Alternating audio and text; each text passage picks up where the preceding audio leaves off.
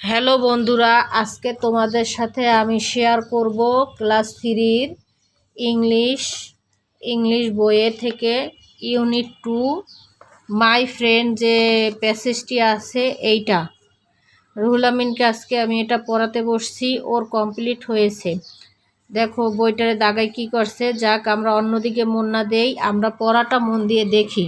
এখানে হচ্ছে read and সে, মানে পড়ি এবং এই ছবিটারে দেখি।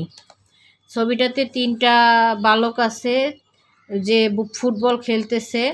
তো এখন আমরা পড়ব।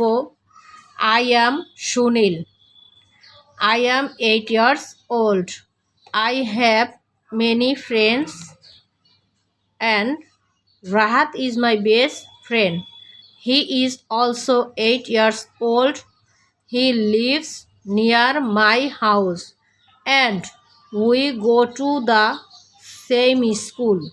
Rahat is good at English. In the afternoon we play football. বন্ধুরা, এখন এটা আমরা ইংরেজিতে পাঠ করেছি, এখন আমরা হুবহু বাংলা দিয়ে এটা পড়ব আর তোমাদের সাথে শেয়ার করব। আই অ্যাম সুনীল, আমি Sunil. I am 8 years old, আমার বয়স 8 বছর। আই হ্যাভ মেনি ফ্রেন্ডস, আমার আছে অনেকগুলো বন্ধু। And Rahat is my best friend, Rahat হচ্ছে আমার খুব প্রিয় বন্ধু। He is also 8 years old, তার বয়সও 8 বছর।